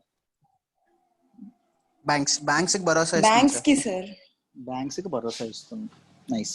ఆ ఫీజు కూడా ఏదైతే ఉందో ఆ ఫీజు కూడా నాట్ లైవ్ లోన్ వైవర్, అది లోన్ వైవర్ కాదండి. అప్పు తిరిగి కట్టాలి. ఒకవేళ కట్టలేక తన ఆస్తులు కూడా కోల్పోయిన పొజిషన్ లో రైతు ఉన్నప్పుడు ఈ స్కీమ్ అనేది హెల్ప్ చేస్తుంది.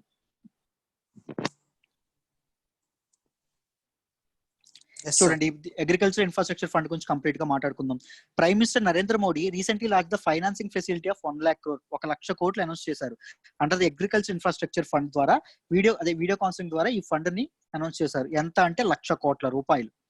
The fund has been launched as a part of Atmanirbhar Bharat. ఇందాకే చెప్పాను, ఏ స్కీమ్ లాంచ్ అయినా self reliance India, Atmanirbhar Bharat first మీ మైండ్ లోకి రావాలి. స్కీమ్ అని ఇక్కడ నుంచి మీరు ఈ 10 సంవత్సరాల్లో ఎప్పుడు చదివినా ఆత్మనిర్భర్ భారత్ మీ మనసులోకి రావాలి. అది గుర్తు పెట్టుకోండి. దానికి బలవంతంగా కనెక్ట్ చేసుకోండి. About the agriculture infrastructure fund, agriculture infrastructure గురించి కంప్లీట్ గా తెలుసుకుందాం. It is a new pan Indian central sector scheme. Central sector scheme అంటే ఏంటి? అర్థం ఏంటి? మన ఇండియన్ సిస్టమ్ ఏంటి? Federal system. ఏదైనా ఫండ్స్ ఎవరెవరి మీద షేర్ అవుతాయి? State plus central. కానీ ఇది కంప్లీట్ సెంట్రల్ సెక్టర్ స్కీమ్ అవడం వల్ల ఇదేంటి, మొత్తం డబ్బుని ఎవరు భరిస్తారు? సెంటరే భరిస్తుంది.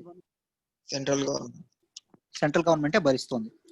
అది చూడండి. The scheme shall provide a medium to long term debt financing facility for investment in variable projects of post harvest management infrastructure. అంటే రైతులకు కావాల్సిన హార్వెస్టింగ్ తర్వాత ఇన్ఫ్రాస్ట్రక్చర్, మార్కెటింగ్ కోసం సంబంధించింది కానీ, హార్వెస్టింగ్ మెటీరియల్ కానీ, వీటన్నింటికి అప్పు అనేది కల్పిస్తుందండి. ఒక్క రైతుకే కనిపిస్తుందా అంటే ఫార్మర్కే కాదు, ఫార్మర్ ఏజెన్సీస్ ఏవైతే ఉన్నాయో, ఫార్మర్ కి హెల్ప్ చేసే ఏజెన్సీస్ ఏవైతే ఉన్నాయో వాటికి కూడా కల్పిస్తుంది అప్పు. దానికి క్రెడిట్ గ్యారంటీ కూడా ఉంటుంది. The duration of the scheme ఎంత అంటే 2020 to 2029, మొత్తం 10 years. 10 years అండి ఈ స్కీమ్ యొక్క డ్యూరేషన్. ఎవరెవరు ఎలిజిబుల్ దీనికి అప్పు తీసుకోవడానికి అంటే, under the scheme 1 lakh crore will be provided by banks and financial institutions as loans. ఇది గుర్తుపెట్టుకోండి. 1 లక్ష కోట్లు అనేది ప్రొవైడ్ చేస్తారు. To primary agriculture credit societies అంటే ఏంటి? ప్యాక్స్ అంటే ఏంటి?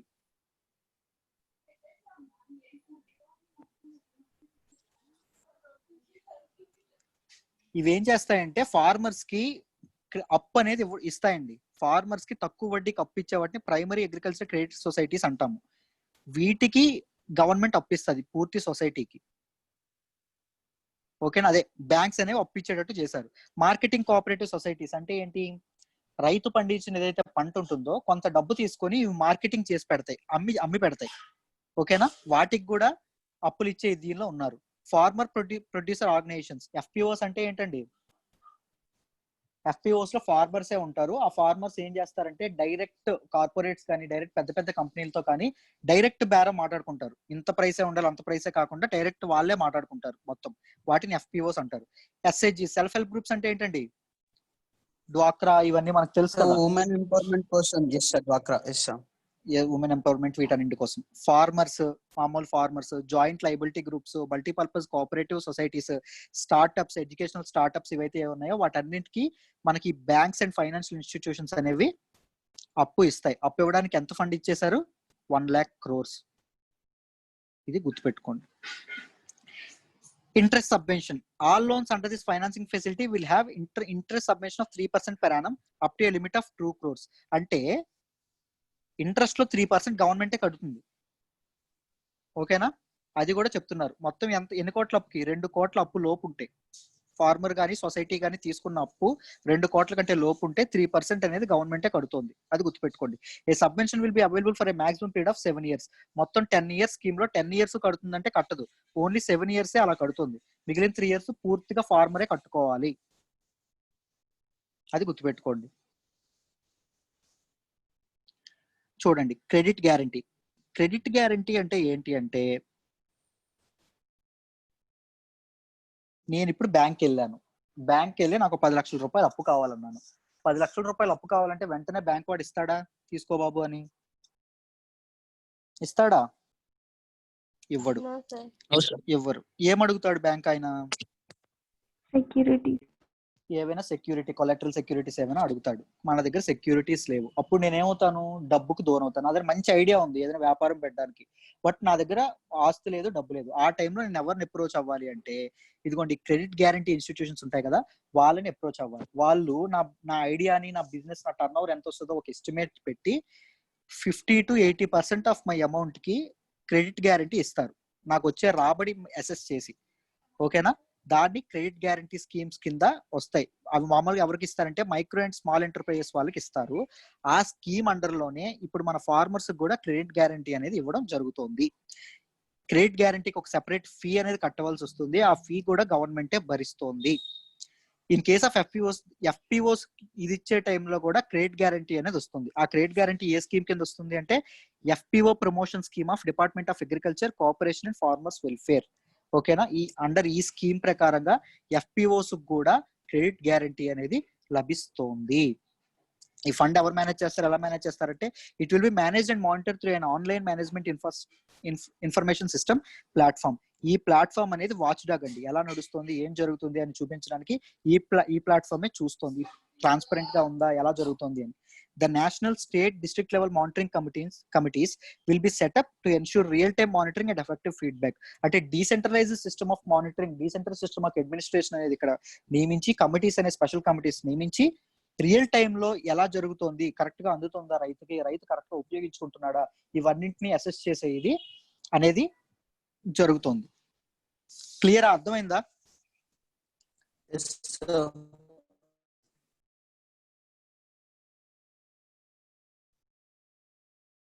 అర్థమైందా? అఖిల్ అర్థమవుతుందా?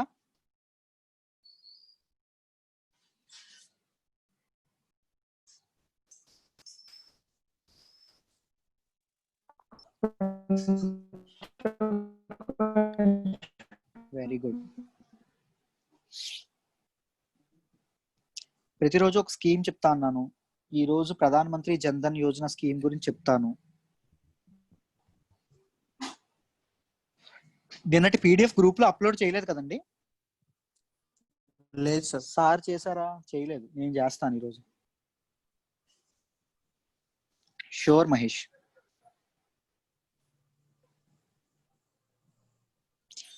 ఫండ్ మేనేజ్మెంట్ ఎలా జరుగుతుంది అంటే, ఎలా చేస్తారు అంటే, it will be managed and monitored through an online management information system అండి.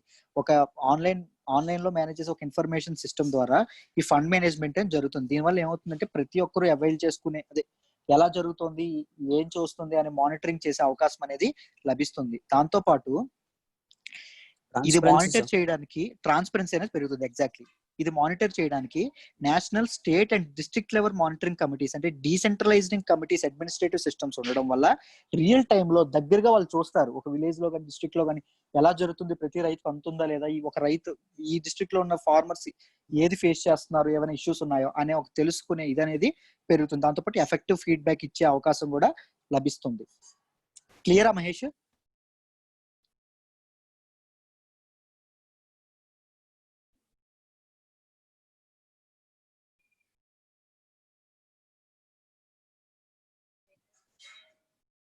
పర్ఫెక్ట్. ఇది చూడండి, ప్రధాన మంత్రి జన్ధన్ యోజన గురించి మాట్లాడదాము. నేను ఈ రోజు పీడిఎఫ్ నిన్నటి పీడిఎఫ్ ఇప్పుడు పెట్టేస్తా వెంటనే, క్లాస్ అయిన వెంటనే చూడండి. ప్రధాన మంత్రి జన్ధన్ యోజన ఎవరికైనా తెలుసా ఇది ఎందుకు పెట్టారు, ఏంటి, వాట్ ఈస్ ఆల్ అబౌట్? మనకి ఏంటంటే Yes, sir. Direct benefit transfer ఒకటి ఉంటుంది సార్. సో దానికి అందరికి ఒక అకౌంట్స్ ఉండాలి అని చెప్పే ఉద్దేశము. ఇంకోటి ఏంటంటే ఇప్పుడు ఈ స్కీమ్స్ ని ఏవైతే ఇంప్లిమెంట్ చేస్తున్నారో ఈ డబ్బులని వాళ్ళ ఖాతాలోకి వెళ్ళాలంటే definitely they should have some bank accounts. Exactly. Insurance కూడా ప్రొవైడ్ చేస్తారు సార్ దానిపైన. మీరు ఎప్పుడైనా మాట్లాడుకుంటే ఇవన్నీ బేసిక్ ఎకనామిక్ కాన్సెప్ట్స్ నుంచి మనం మొదలు పెట్టుకోవాలి. ఇంక్లూజివ్ గ్రోత్ అంటారు తెలుసా, సమ్మిళిత అభివృద్ధి అంటారు. అంటే పెద్దవాడు చిన్నవాడు సమాన అవకాశాలు వాళ్ళకి కల్పించాలి, వాళ్ళు పర్ఫెక్ట్ గా అనేది గ్రో అవ్వాలి. మనకి విలేజెస్ లో మనం చాలా దగ్గర చూసుంటే మోస్ట్ ఇన్ఫార్మల్ సెక్టర్ ఉంటారు, వాళ్ళందరూ క్యాష్ మేనేజ్మెంట్ తోనే జరుగుతారు.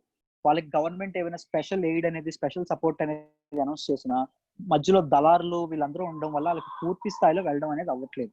అంతేనా? ఇది ఎప్పుడు లాంచ్ చేశారంటే 2014 లాంచ్ చేశారు. ఇలాంటి స్కామ్స్ మనకి యూపీఏ గవర్నమెంట్ లో ఎక్కువ ఇది అవ్వడం వల్ల ఆ ఛాలెంజెస్ అన్నింటి బీట్ చేయడానికి ఆగస్ట్ 2014 15 ఆగస్టున ఎర్రకోట పైన అంటే రెడ్ ఫోర్ట్ పైన జెండా ఎగరేస్తూ ఫ్లాగ్ హోస్టింగ్ చేస్తూ మన ప్రైమ్ మినిస్టర్ అనే ఈ ప్రధాన మంత్రి జన్ధన్ యోజన నేను స్టార్ట్ చేస్తున్నామని చెప్పి అనౌన్స్ చేసి 28న స్టార్ట్ చేశారండి. ఇది ఏం చేస్తుందంటే ఫైనాన్షియల్ ఇంక్లూజన్ అనేది స్టార్ట్ చేస్తుంది. అంటే almost bank accounts for all అనుకోండి. అంటే ప్రతి ఒక్కరికి బ్యాంక్ అకౌంట్ అనేది ఉండాలి. బ్యాంక్ అకౌంట్, ఒక డెబిట్ కార్డు, ఆన్లైన్ బ్యాంకింగ్ ప్రతి ఒక్కరికి, విలేజ్ లో కాదు ప్రతి ఒక్కరికి ఉండాలి అనే ఆశయంతో ఈ ప్రధాన మంత్రి జన్ధన్ యోజన అనేది స్టార్ట్ చేయడం జరిగింది. వై, ఎందుకు ఉండాలి ప్రతి ఒక్కరికి? ఇంకేమైనా రీజన్స్ ఉన్నాయా? ఓన్లీ ట్రాన్స్పరెన్సీ మెయింటైన్ చేయడం కోసమా? ఇంకేమైనా రీజన్స్ ఉన్నాయా?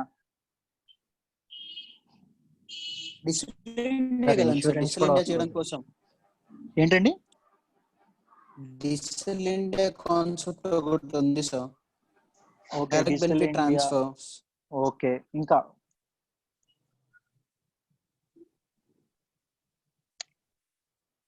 కొన్ని ఎగ్జాక్ట్లీ ట్రాన్స్పరెన్సీ పెరుగుతుంది. It may reduce corruption. Good.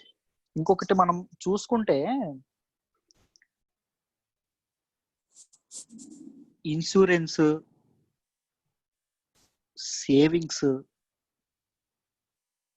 ఈ కాన్సెప్ట్స్ అనేవి విలేజ్ పీపుల్, రూరల్ పీపుల్ కి తెలియవండి. ఎవరు తీసుకోరు. మనీ సేవ్ చేయడం ఇలాంటి హ్యాబిట్స్ అనేవి ఉండవు.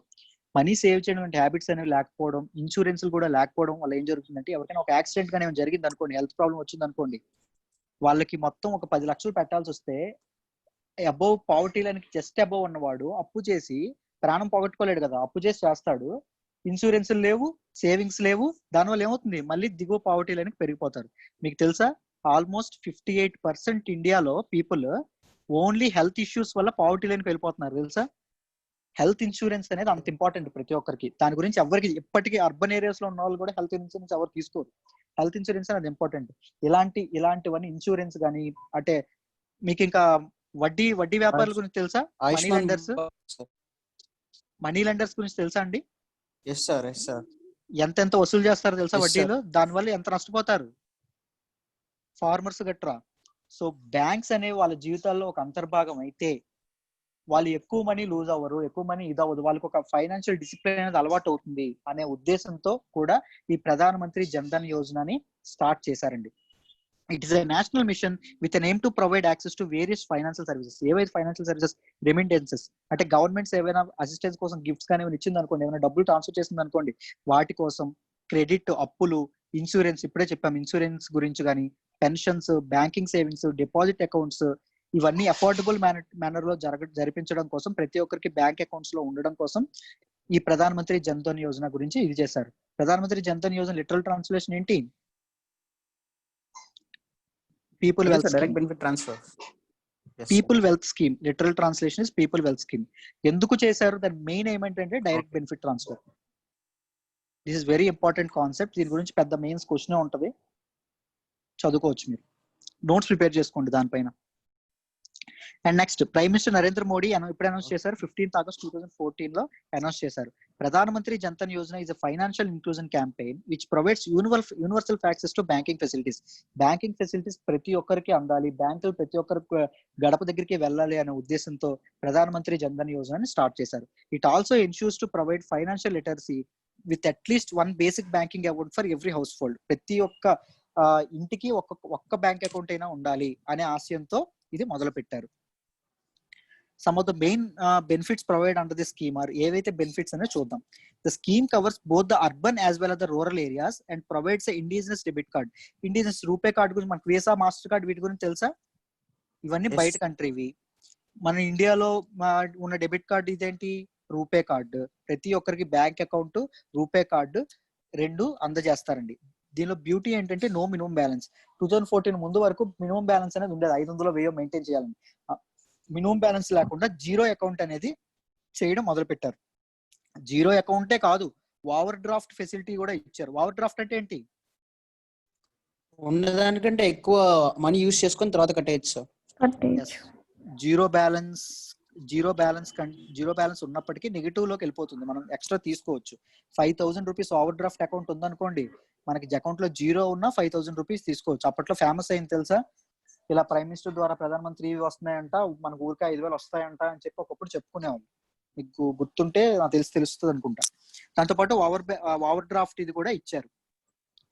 It ensures to provide on core banking system along with mobile. Core banking facilities ఏవైతే ఉన్నాయో, లోన్స్ కానీ ఇవి కానీ ఏవైతే ఉన్నాయో, దాంతో పాటు మొబైల్ బ్యాంకింగ్ ఫెసిలిటీస్ కూడా అందుబాటులోకి తీసుకునే ప్రయత్నం అయితే చేశారు. A facility of call centre and toll free number కూడా ప్రొవైడ్ చేశారు, ఏవైనా ఇష్యూస్, బ్యాంకింగ్ ఇష్యూస్ కి వీటి ఇష్యూస్ కానీ. Pradhan Mantri Jan Dhan Yojana provides each beneficiary with basic banking accounts with debit card and inbuilt accident like 1 lakh rupees accident insurance కూడా ఇది చేశారు. ఇది ఎందుకు? జనాలు సేవ్ చేయడానికా? అఫ్ కోర్స్ సేవ్ చేయడానికి అనుకోండి, కానీ మెయిన్ రీజన్ అది కాదు. జనాలకి ఇన్సూరెన్స్ అనే ఒక అలవాటు చేయడానికి, ఒక పద్ధతిని అలవాటు చేయడానికి దీన్ని తీసుకొచ్చారు. 1 lakh రూపీస్ యాక్సిడెంట్ ఇన్సూరెన్స్ అనేది ప్రొవైడ్ చేయడం మొదలు పెట్టారు.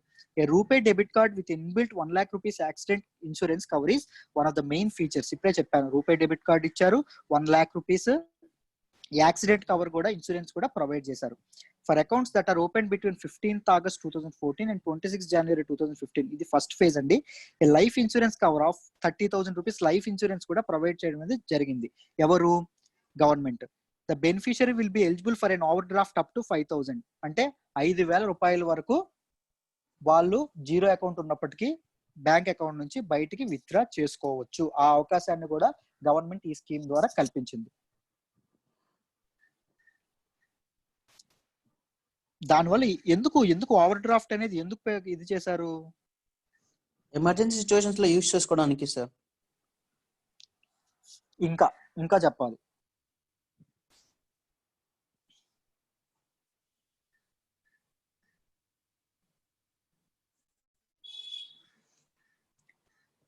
ఒకటి సార్ ఇంకా కార్డ్ కూడా ఎక్కువ అయిపోతారు సార్, అంటే అకౌంట్స్ తీసుకోవడము. బికాస్ ఒక ఇది ఉంటుంది సార్, మనకి ఎప్పుడు ఏదైనా కంప్లీట్ వస్తే అలా.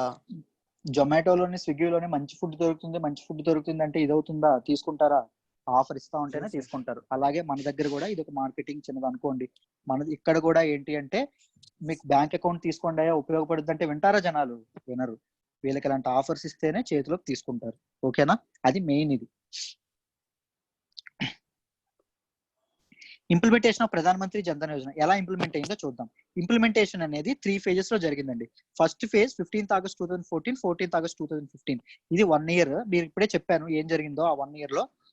ఈ scheme was implemented during this period with aim to provide universal access. ఒకటే యాక్సెస్ ఇది పెట్టుకున్నారు. ఏమేంటంటే బ్యాంకింగ్ ఫెసిలిటీస్ అనేవి ప్రతి ఒక్కరి దగ్గరికి వెళ్ళాలి. దాంతోపాటు ఏమి ఇచ్చారు? రూపే డెబిట్ కార్డ్ ఇచ్చారు. దాంతోపాటు 1 lakh రూపీస్ యాక్సిడెంట్ కవర్ కూడా ఇచ్చారు. It provide financial literacy programme in the villages. దీంతో పాటు ఏం చేశారు? బ్యాంకింగ్ సెక్టార్ గురించి, బ్యాంకింగ్ టర్మ్స్ గురించి, ఏవైతే ఫెసిలిటీస్ సర్వీసెస్ ఉంటాయో వాటి గురించి క్యాంపెయిన్స్ ఇవ్వడం కూడా మొదలు పెట్టారు. విలేజెస్ లో వాళ్ళని చైతన్యం చేయడం కూడా, వాళ్ళని ఇది చేయడం కూడా మొదలు పెట్టారు. Issuing of the Kisan credit card was also propose during this period. KCC ఇప్పుడే చెప్పాను, అప్పుడు ఇంప్లిమెంట్ కాలా. కిసాన్ క్రెడిట్ కార్డ్ అనేది అప్పుడు ప్రపోజ్ అయింది. ఐ థింక్ సాయి కార్తిక్ కదా, మీరే కదా చెప్పారు ఇప్పుడు కిసాన్ క్రెడిట్ కార్డ్ గురించి. Yes sir. ఆ టైంలో ప్రపోజ్ చేయడం అనేది స్టార్ట్ చేశారు. phase 2 15th ఆగస్ట్ నుంచి 14th ఆగస్ట్ 2018 వరకు 2015 నుంచి 14th ఆగస్ట్ 2018 వరకు జరిగిందండి. ఈ టైంలో ఏం జరిగిందంటే providing micro insurance to the people and pension schemes. వాళ్ళకి మెల్లమెల్లగా ఊర్లో ఉన్న పీపుల్ కి ఫార్మల్ బ్యాంకింగ్ సిస్టమ్ అలవాటు చేయడం మొదలు పెట్టారు. పెన్షన్ స్కీమ్స్, దాంతోపాటు మైక్రో ఇన్సూరెన్స్ ప్రోగ్రామ్స్, ఇవన్నీ స్లోగా వాళ్ళ జీవితాల్లో ఇన్కార్పొరేట్ చేయడం కోసం ప్రయత్నాలు అయితే జరిగినాయి ఈ ఫేజ్ లో. ఏ ఫేజ్ లో? ఫేజ్ 2 లో.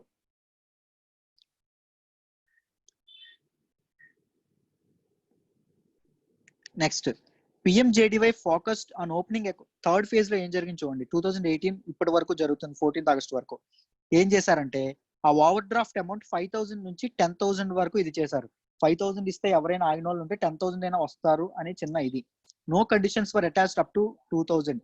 అంటే ఇంత ఎక్స్ట్రా ఇది కట్టాలి, మీరు ఇన్ టైంలో కట్టకపోతే ఎక్స్ట్రా ఇంత అమౌంట్ కట్టాలి, ఇంత ఫైన్ కట్టాలి.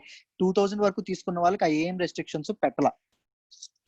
The age limit for availing OD facility was revised to 18 to 60 years. 18 to 60 years ముందు ఉండేదండి ఓడి ఫెసిలిటీ తీసుకోవడానికి, ఓవర్ డ్రాఫ్ట్ ఫెసిలిటీ. ఇప్పుడు ఎలా పెట్టారంటే 18 to 65 years పెట్టారు, 5 years పెంచారు. సో ఈ 60 to 65 years ఉన్న వాళ్ళు కూడా తీసుకోవచ్చేమో బ్యాంక్ అకౌంట్స్ అనే ఉద్దేశంతో. Next, under this expanded coverage and accidental incident cover for new RuPay card holders has rise from 1 lakh cover ఉండేది కదా, దాన్ని 2 lakh అనేది చేయడం జరిగింది. ఎప్పుడు? ఆగస్ట్ 28, 2018 తర్వాత తీసుకున్న వాళ్ళకి థర్డ్ ఫేజ్ లో. ఎగ్జాక్ట్లీ.